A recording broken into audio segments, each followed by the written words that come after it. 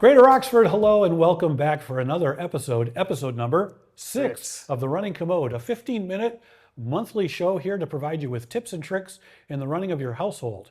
I'm Mark Raymond, your friendly neighborhood property manager, and I'm here with Eric Hodge, your friendly neighborhood home inspector with HHI. And we've got a special guest today. Hardwood flooring represents a very significant long-term investment in your home's value, character, and beauty. And we have an expert in this regard. 19 years in Oxford, a very community-oriented individual, and his company is Family First. And he worked on your house. He did work for my, we had him come on in and he did phenomenal work, really seeing the whole process. You realize that there's just a lot to hardwood floors that I think most people don't realize. So I'm excited for him to be on here today to kind of talk about everything that goes into it. Let's bring him up. We have Jason Carter with Carter Quality Hardwoods joining us today. Come on up here. Good to see you, Jason. Thanks so much for coming. Thanks for coming. I'm glad you're here. Absolutely. And you produced an outline for us, as often our guests do. But there is a lot of content here, so we're going to have to talk really quick and get through this stuff. All right? So we'll get right off. We'll kick it off with daily and weekly hardwood care routines. Those are pretty critical, aren't they? Definitely. That's actually one thing we pride ourselves on is we give all of our clients what we call a maintenance guide that actually covers a lot of the topics that we're going to talk about today. It's basically like the owner's manual for your car. So we try to teach our clients how to maintain their floors. And one of the biggest issues or things that roll back the longevity of your floor is the dirt and the little rocks and pebbles that come in and do micro scratches that you don't really realize over time. So the biggest thing you can do is using a microfiber mop, just basically your daily, don't have to use a cleaner every time, just zip around the house, collect up all the little sand, debris, things like that. That's gonna be the number one thing you can do for maintenance on a hardwood floor and just getting that longevity and getting your most bang for the buck. There's so many, having hardwood floors and trying to keep them in good condition, there's just so many options out there as far as cleaners and are you getting these Bissell things or the Swiffers are they just all the same? Is there ones that are better? Is there worse? Yeah, so the majority of them are pretty much the same. The typical cleaners you get from the flooring companies, the manufacturers and whatnot, they're a pH 0 cleaner, so they're all pretty much the same. What you do want to avoid is any type of polish or anything that renews the luster or adds shine to your floor. Typically, it's a homeowner's version of what we call a recoating. So basically, you're rolling the clock back to when we had to wax our floors, and you had to re-wax it every 3 months. So basically you put that stuff down, it starts to wear and tear real quick, you have to do it again and again and again and again. So instead of doing that, that's when it's time to call us in, which you can get to later on what we call a recoating. So basically when you're using anything make sure you're using just cleaners. Make sure it says, no dulling residue, streak-free shine. Think of like a Windex. Yeah. That's what you want to clean your floors with. Nothing that's going to renew the luster or anything like that. Because sometimes, and we've used several different products, but you're cleaning it, it's like, oh, this is great, and then you look back and it's like cloudy. Yep. And you're like, well, what happened? This isn't clean. It doesn't look clean. Exactly, and we get that call too. Sometimes if you're using the appropriate cleaner, sometimes if you use too much cleaner, you're actually just looking at the haze of the cleaner. So go back over it with a clean microfiber.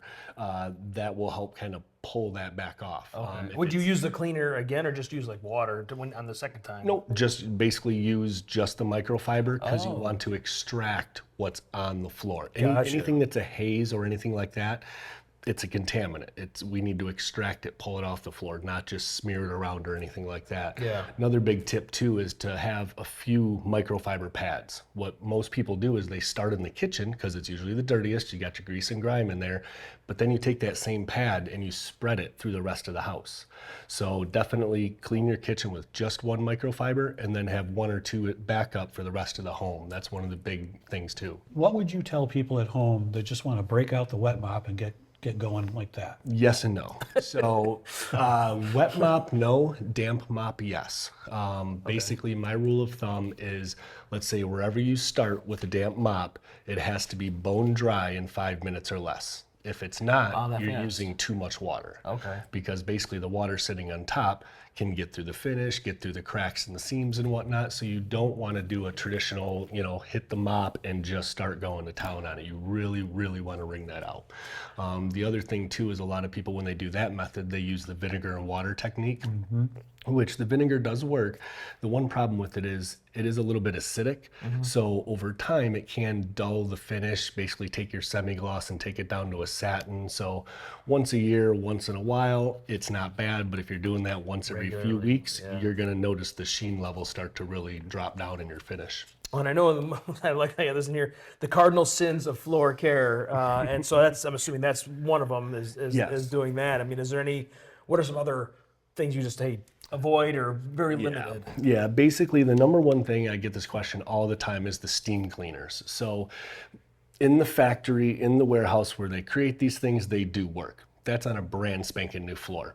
The finish is perfect, the butt seams are nice and tight, there's no seasonal movement or anything like that. The problem is once your floor gets a little bit aged, once you have some movement or the finish starts to deteriorate, you're actually accelerating the finish breaking down, because you have a little circle where there's no finish, you steam it, and now you broke off the edges. You do it again, and it basically gets bigger and bigger and bigger. So not that you can never use them, I just tell people use it for sanitary purposes.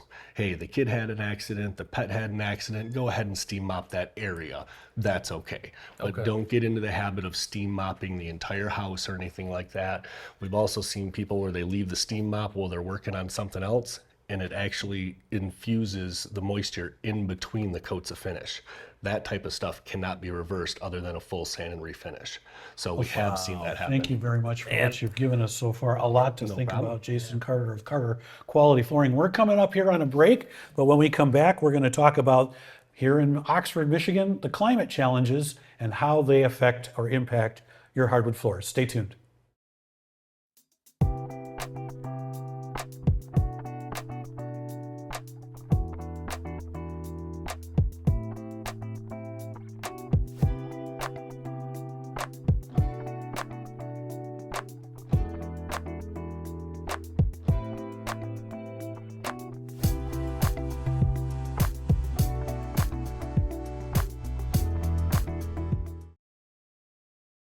Welcome back to The Running Commode, here with myself, Eric Hodge with Hodge Home Inspections, Mark Raymond, TMI Property Management, along with Jason Carter here from Carter Quality Flooring.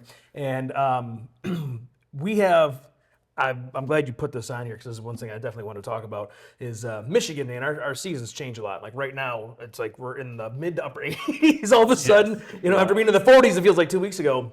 And the floor, it's a living, breathing thing. So talk a bit about how the climate can affect the floor. I know humidity and things like that all play a big factor in it. So tell us a little bit about that. Yeah, so definitely the seasonal changes that we have here in Michigan with the Great Lakes, the water, everything, it can definitely wreak havoc on hardwood floors. And again, that's something that we provide all of our customers. We give them this basic breakdown of basically how to maintain their hardwood floors. Basically, your interior humidity level, we should have between a 35 and 55% kind of year round. So I tell everybody, hey, that, open house, that weekend party, you got the doors and windows open for a day, that's not really gonna hurt anything. It's having the windows open all summer long. You have 65% humidity in the home. That's going to cause the floor to swell, and obviously I'm sure with home inspection you see what excess moisture inside the home can do. So it's not just the hardwood floors that get affected by it. And then on the flip side, in the wintertime, when everybody's turning their furnace on, the air is really dry. So basically keeping that middle ground, that Goldilocks zone they call it, that is critical for all hardwood floors, whether it's an engineered floor, a solid floor, and even some of the vinyls. Even though they are waterproof, they still are affected by moisture and heat and everything like that. So keeping your interior environment livable, they call it, that's the number one key. And when you see a hardwood floor, because I know I've done this, because as you're talking, I'm realizing I'm not the best caregiver of my hardwood floors. It's just a floor at the end of the day, I guess. I know, right? But sometimes you will see some almost like some separation a little bit on some of them when it's like, especially like wintertime, it's really, really dry, right? Definitely. Okay, so like having actually those humidifiers on furnaces kind of play a role in that? Or? Definitely having the humidifier on the furnace, but even just a standalone unit. When we first bought our house, we had no AC, we were on an oil furnace, and I was still able to maintain that Goldilocks zone with a standalone dehumidifier and a standalone humidifier in the wintertime. So especially if you have the appropriate stuff installed on the furnace, it's way, way easier. Also, I tell everybody to get a digital, what's called a hygrometer. Basically, you can get them on Amazon for 15, 20 bucks. That'll tell you exactly what your humidity is at in the house. You can also get one and put it in the basement because one of the main things is almost everybody in Michigan, your basement is wetter than the main level. So you don't realize that your main level is nice and cozy, but underneath you're 60, 70% down there, and that's going to come up through the floor. So maintaining the entire home is going to be key to basically any hard surface floor covering. Well, Eric, his service is very comprehensive in scope, looking at the total picture of the home. And as a property manager, I have to be up at 35,000 feet overlooking the house. And we have this thing that's near and dear to my heart called a cycle of maintenance. And your topic number 7 in here talks about exactly that, the comprehensive maintenance schedule. Yes. Very, very important. Please elaborate. It is, and I mean, again, this is basically just like your vehicle. You still have to maintain a hardwood floor. You can't just set it and forget it and don't worry about it for 20 years. It's an investment into the home. So the Well, an biggest investment that brings value to your home. Exactly. As long as you keep it in good condition, right? Exactly. That's actually per the National Realtor Association, hardwood floors are the only floor covering that actually maintains their value. Not carpet, not tile, not the vinyl stuff. None of that. So maintaining it is going to be key. Basically, you know, your daily cleaning is going to be your microfiber mops we already talked about. Weekly is going to be your vacuuming. Now with that, make sure you get a vacuum that doesn't have the hard plastic wheels. You want kind of softer if you do run into some dirt. Try to vacuum with the grain of the wood, just in case you do get a scratch. It's 1,000 times easier for us to touch that up than if it goes across 10 different boards. The monthly, definitely, that's when you really should be using the cleaners and the neutralizers, and that's what really grabs the greases and oils and extracts them with your microfiber. Annually, you can call us in. We've got a professional floor scrubbing and cleaning machine that extracts all the greases and oils. Typically, that's once a year, once every couple years. Basically, call us in before or after Thanksgiving, Christmas, those type of things. Gotcha. Or getting ready to do some spring cleaning. Every 3 to 5 years, and a lot of these ones are going to depend on how rough you are on your floors. I've got a young family, so my timeline is going to be accelerated versus empty nesters. So every 3 to 5 pets or years, things like that, too. exactly. I've got a Yeah. couple pets, big dogs, so Yep. I'm going to need what's called a recoating more often than somebody who doesn't have the dogs and the kids. So basically, a recoating is we come in, just put a new coat of finish down. A little bit more involved than that, but that's basically what we do. And I tell all of our clients, as long as we keep up on those recoatings, we'll technically never have to refinish your floor again for 50 plus years, as long as we keep up on that protective coating. Interesting. And then basically every 10 years plus, that's going to be your sand and finish. And to be honest with our clients, I only want our previous clients to pull the trigger on that if there's a catastrophic flood, you want to change colors or anything like that. We don't want our clients to have to re-sand their floor because of a maintenance or we didn't recoat it fast enough. So we give our clients all the information, basically the owner's manual to their car, to give us a call for when it's time to service the floor. And so the recoat, does it matter if you have like the engineered that's like from the factory with a finish, or versus traditional hardwood? Very good point. I appreciate you bringing that up. So it is actually a huge difference. The factory finished, pre-finished floors, they have a lot of proprietary finishes that they don't give us all of the chemical components to. So a lot of them can't be recoated, or it's just too high of a risk. We've noticed that they've put Scotchgard in some of these finishes. Helps awesome for stain resistance and stuff soaking into the wood. But I can't put a coat of finish on that because nothing's going to stick to Scotchgard. Yeah. So hopefully.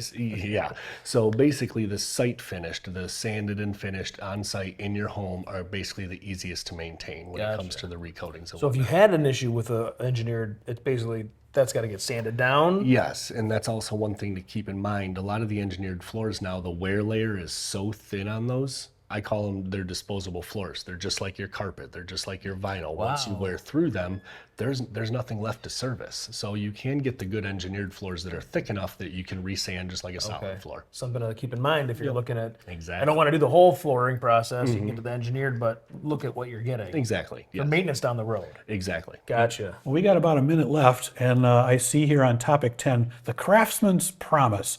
the Carter quality story and our commitment to the community. So I'm going to softball that one over to you. Just elaborate on that for the next 30, 40 seconds. So basically, for the most part, born and raised here in Oxford, went through the school systems, bought my home here. I am Oxford through and through. And when I started the company, I didn't want to just be another ABC Acme company. I wanted to put my family name on this company. So I've got my family name in the business, in my hometown. That's showing my level of dedication to this community. There's a lot of different community things we do. I won't get into on this. Check us out online. But this is Oxford. This is my hometown through and through. So I'm trying to pay it forward to the community that put up with me being a young child going through this area. And we see it. Yeah. Thank you. very all much. around. Well, we have another Oxford person who's very community oriented coming up in November. Mickey Ross with Excel Brothers. He has a cleaning business, but we're going to talk in November about holiday decorations, which is another component of his program. So stay tuned. We'll see ya.